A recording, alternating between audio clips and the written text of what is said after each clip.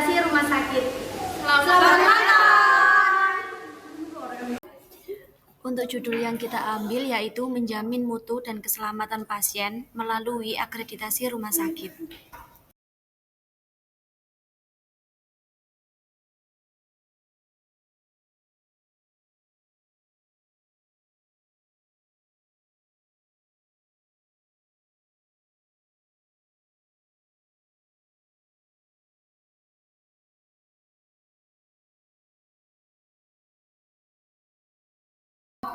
Dengan anggota kelompok yang pertama yaitu Ahmad Rafi Widiatna dengan NIM 033, yang kedua ada Ranti Almasya Salsabila dengan NIM 034, kemudian ada Zahra Nabila dengan NIM 036, kemudian yaitu Areta Widyadana dengan NIM 037, kemudian Fadila Rivalina Aulia dengan NIM 039, kemudian ada Linda Rahma Cahyati dengan NIM 041, yang terakhir yaitu ada Aji Prismanda dengan NIM 042.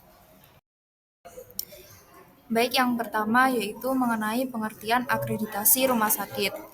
Pengertiannya sendiri adalah akreditasi rumah sakit merupakan pengakuan terhadap mutu pelayanan rumah sakit setelah dilakukan penilaian bahwa rumah sakit telah memenuhi standar akreditasi yang ditetapkan oleh Kementerian Kesehatan dengan dasar hukum dari Permenkes nomor 12 tahun 2020 tentang akreditasi rumah sakit dan keputusan Menteri Kesehatan tahun 2024 tentang standar akreditasi rumah sakit. Nah, apa sih akreditasi itu? Akreditasi merupakan proses penilaian eksternal oleh lembaga independen untuk memastikan rumah sakit memberikan pelayanan yang aman, bermutu, efektif, dan berorientasi pada pasien.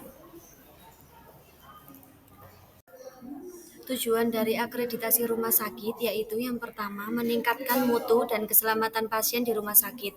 Yang kedua yaitu melindungi masyarakat dan tenaga kesehatan dari pelayanan yang tidak bermutu. Yang ketiga meningkatkan tata kelola rumah sakit atau good corporate governance.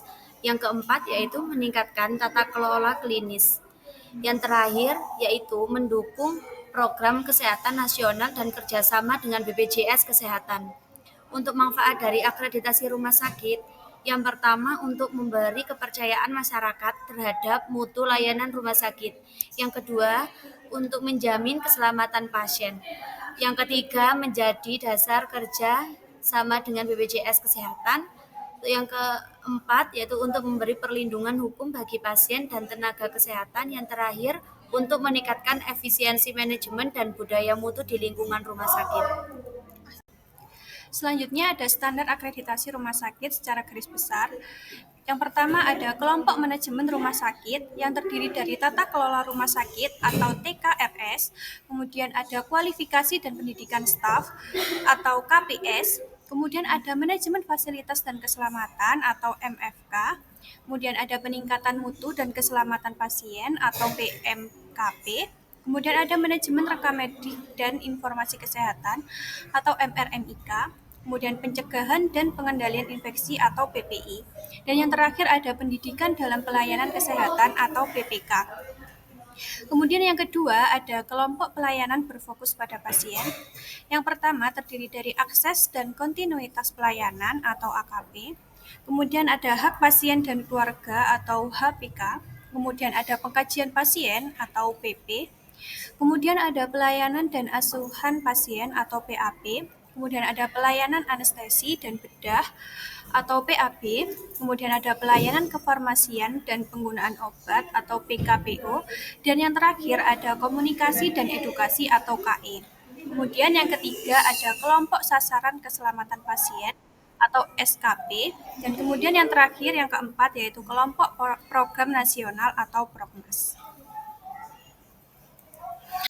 Untuk selanjutnya yaitu proses akreditasi rumah sakit. Tahap 1 yaitu persiapan akreditasi.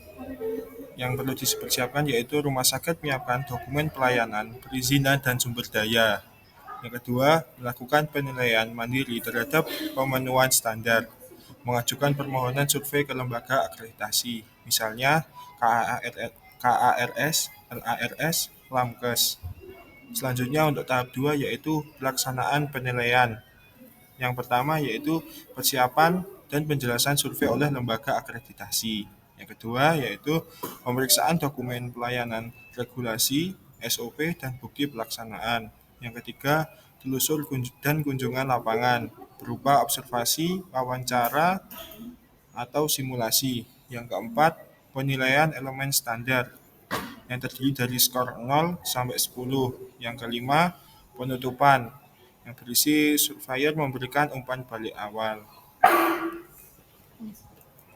Oke, selanjutnya untuk proses akreditasi rumah sakit yang untuk tahap ketiga yaitu pasca akreditasi. Yang pertama yaitu lembaga mengirimkan hasil dan sertifikat, di mana maksimal pengiriman yaitu 21 hari. Kedua, rumah sakit menyusun rencana perbaikan strategi atau dinamakan PPS dalam 45 hari ke depan. Yang ketiga yaitu laporan disampaikan ke Kemenkes dan Dinas Kesehatan. Yang keempat yaitu akreditasi ulang dilakukan setiap 4 tahun. Prosedur akreditasi rumah sakit. Yang pertama, pendaftaran dan pengajuan ke lembaga akreditasi.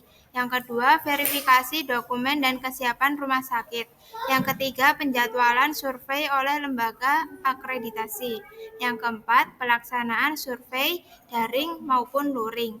Yang kelima, evaluasi hasil dan penyusunan rekomendasi perbaikan. Yang keenam, penetapan hasil akreditasi dan penerbitan sertifikat. Yang ketujuh, monitoring tindak lanjut dan evaluasi berkala. Berikut contoh implementasi di Rumah Sakit RS Pondok Indah, Puri Indah, Jakarta. Menerapkan prinsip pasien safety dan pelayanan prima sesuai standar KARS. Membentuk Komite Mutu dan Keselamatan Pasien atau PMKP. Menyusun SOP pelaporan kejadian sentinel dan near miss. Yang ketiga, melakukan audit mutu triwulanan dan pelatihan budaya keselamatan pasien. Kemudian hasilnya, lulusan paripurna 2023 menjadi rujukan akreditasi rumah sakit swasta di Indonesia. Transformasi Sistem Akreditasi Rumah Sakit 2024 sampai 2025. Sistem akreditasi mengalami transformasi besar. Yang pertama, lebih transparan dan digitalisasi penuh melalui Sistem Informasi Akreditasi Rumah Sakit (SIARS). Yang kedua, adanya multiple lembaga akreditasi independen, tidak hanya KARS. Yang ketiga, integrasi dengan sistem kredensial BPJS Kesehatan. Yang keempat, skema pembinaan dan pengawasan oleh Kemenkes dan Dinas Kesehatan. Yang kelima, ada Continuous Quality Improvement (CQI) dengan peningkatan mutu berkesinambungan bukan sekedar sertifikat. Tujuannya adalah agar akreditasi tidak hanya menjadi penilaian formalitas, tetapi menjadi budaya mutu yang melekat dalam setiap aktivitas rumah sakit. Nah, selanjutnya untuk tingkat kelulusan akreditasi, yang pertama lulus paripurna, yang kedua lulus utama, yang ketiga lulus madya, yang keempat lulus dasar, yang kelima tidak lulus.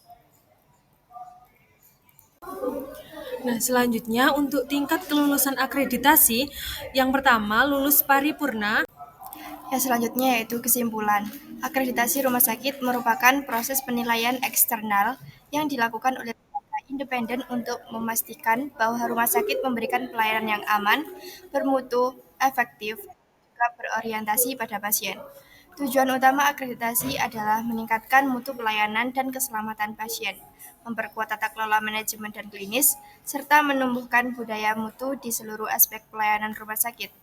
Melalui proses persiapan, survei, dan tindak lanjut, akreditasi menjadi alat pembinaan berkelanjutan yang mendorong rumah sakit terus berbenah dan berinovasi dalam memberikan pelayanan terbaik. Sistem akreditasi yang kini bertransformasi menuju digitalisasi dan transparansi menjadi akreditasi bukan sekedar formalitas, tetapi bagian integral dari upaya peningkatan kualitas layanan kesehatan yang berkesinambungan dan berfokus pada keselamatan serta kepuasan pasien.